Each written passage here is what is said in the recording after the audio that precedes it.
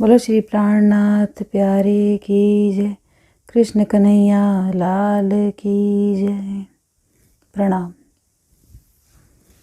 पिछले वीडियो में हमने चर्चा की थी कि भक्ति किसे कहते हैं और सबके हमने मत सुने कि अलग अलग ऋषियों ने, संतों ने भक्ति की परिभाषा क्या दी और नारद मुनि क्या कहते हैं।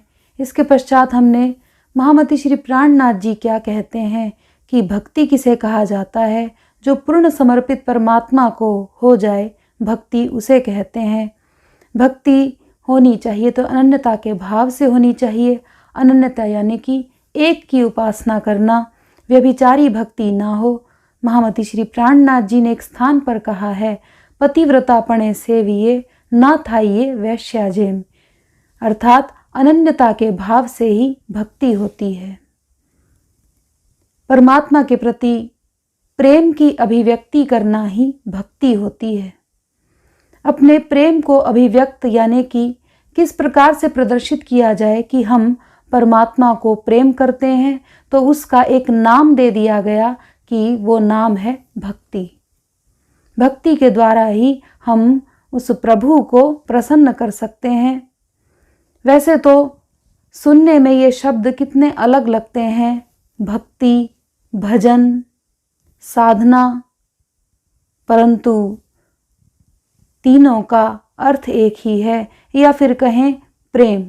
ये जो चार शब्द हैं कहने में अलग हैं, भजन, भक्ति, साधना और प्रेम, परंतु सबका अभिप्राय एक ही है। भजन कहें तो भी किसके लिए किया जाता है? परमात्मा के लिए। भक्ति, भजन, प्रेम, ये सब परमात्मा के साथ संबंध जोड़ने का एक तरीका है, एक साधन है। परमात्मा को पाने के अनेकों साधन शास्त्र में वर्णित हैं। जप, तप, योग, ज्ञान। और गीता में श्री कृष्ण कहते हैं कि योगी भी मुझे प्रिय हैं, ज्ञानी भी मुझे प्रिय हैं, परंतु जो मुझे पूर्ण रूप से समर्पित स्वयं को कर देता है वह मुझे अत्यंत प्रिय हैं, उतना प्रिय मुझे कोई भी नहीं।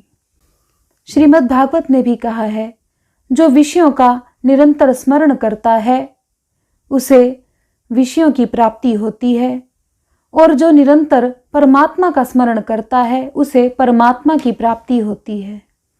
नारद भक्ति सूत्र में नारद मुनि कहते हैं कि अन्य जितने भी साधन परमात्मा को प्राप्त करने के लिए शास्त्रों में कहे गए हैं, उनमें कदाच विस्मरण हो सकता है परमात्मा का, परंतु भक्ति में कभी भी विस्मरण हो ही नहीं सकता। भक्ति एक ऐसा साधन है जिसके द्वारा परमात्मा की प्राप्ति होती ही है। पर भक्ति किस प्रकार की हो? भक्ति में ऐसा कौन सा भाव हो जिसके द्वारा परमात्मा की, उस प्रभु की प्राप्ति हो सकती है? कहा जाए तो भाव से ही भक्ति की उत्पत्ति होती है। भाव यानी कि जब हमारी निस्बत, हमारा संबंध जब परमात्मा से जुड़े, यानी कि हमारा उनके प्रति भाव जागृत हो, तभी हमें भक्ति करने की इच्छा उत्पन्न होती है। और जब भक्ति करने की इच्छा उत्पन्न होती है तो उस इच्छा के साथ में एक भाव भी उत्पन्न होता है। तो भक्ति के इस प्रकार के 9 भाव शास्त्रों में वर्णित हैं, जिसे 9 प्रकार की भक्ति कहा जाता है। 9 प्रकार की भक्ति कहें या कहें कि 9 प्रकार के भाव से भक्ति की जाती है। वास्तव में सभी भावों में प्रेम तो है ही परमात्मा के प्रति, पर उनका वर्गीकरण कर दिया गया, 9 प्रकारों का वर्णन किया गया। भक्ति कैसी? जिसमें किसी प्रकार की लालसा ना हो, इच्छा ना हो, किसी कामना के वशीभूत होकर के भक्ति ना की गई हो। उन 9 भक्तियों के विषय में भक्ति के 9 प्रकार कहे गए हैं। श्रवण, कीर्तन, स्मरण, पाद सेवन, अर्चन, वंदन, दास्य, सख्य, आत्मनिवेदन, इन सभी भावों के द्वारा भक्ति की जाती है। पर भागवत के अंदर कहा गया है, ये जो 9 भाव कहे गए भक्ति के, ये एक सीमा में बंधे हुए हैं। 9 प्रकार की भक्ति कही गई, 9 प्रकार के भाव कहे गए भक्ति के। पर कहा जाता है इन 9 भावों के द्वारा भी प्रेम की अभिव्यक्ति की जाती है। एक संबंध जोड़ दिया जाता है, जैसे कि श्रवण करना, परमात्मा की कथा को श्रवण करना, कीर्तन यानी कि उनका गुणगान करना, और स्मरण यानी कि याद करना। ये सब अलग अलग प्रकार से ये जो भाव कहे गए भक्ति के, इनसे भी एक संबंध जुड़ जाता है परमात्मा के साथ में। पर इन्हें कहा गया ये जो भाव हैं ये एक सीमितता में बंधे हुए हैं, एक हद तक ही ये जो भाव हैं एक सीमा में बंधे हुए हैं। हम एक उदाहरण से समझें कि प्रेम भी 2 प्रकार का होता है। एक प्रेम जो माता पिता, भाई बहन, सगे संबंधी सबसे हो सकता है, और एक और प्रेम जो केवल प्रेमी प्रेमिका के मध्य में होता है, या कहें पति पत्नी के मध्य में जो प्रेम होता है, वो प्रेम उस प्रेम से अलग है। ऐसे ही ये जो 9 प्रकार की भक्ति कही गई, ये एक मर्यादित भक्ति है। जैसे अभी हमने कहा माता पिता, भाई बहन, इनके साथ जो प्रेम होता है वो एक मर्यादा में प्रेम होता है।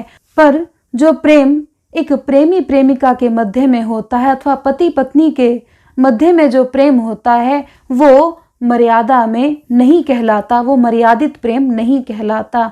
ऐसे ही उस परमात्मा के साथ यदि एक तारतम्य बनाना है, एक संबंध जोड़ना है, तो नारद भक्ति सूत्र में नारद मुनि भी कहते हैं कि 9 प्रकार की भक्ति का वर्णन किया और संकेत किया एक और प्रकार की भक्ति है, पर उसका पूरा निरूपण नहीं किया।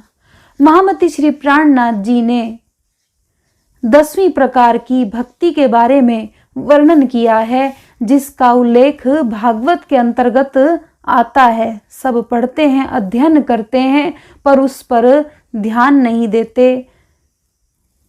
वो 10 प्रकार की भक्ति कही गई, परा प्रेम लक्षणा भक्ति। भक्ति के 9 प्रकार कहे गए, जिसमें दास भाव, सखा भाव, वात्सल्य भाव, पाद सेवन, आत्मनिवेदन, ये जितने भी भाव इसमें वर्णन हुए, ये सब एक सीमा में बंधे हुए हैं। यदि हम परमात्मा को मित्र मान करके, सखा मान करके यदि हम उनकी भक्ति करते हैं, तो वहां पर भी एक सीमा, एक मर्यादित भाव हो जाता है। यदि हम उन्हें अपना पुत्र मान करके उनकी भक्ति करें, तो वहां पर भी एक मर्यादा बंध जाती है। पर आगे कहा गया कि जो 10 परा प्रेम लक्षणा भक्ति कही गई, 10वीं प्रकार की जो भक्ति कही गई, उसे इनसे श्रेष्ठ क्यों कहा गया 9 भक्ति से? क्योंकि एक प्रेमी का जो होती है, उसके प्रेम में ये सभी भाव निहित होते हैं। कौन से सभी भाव? ये 9 प्रकार के जो भाव कहे गए, वो सभी भाव उसमें निहित होते हैं।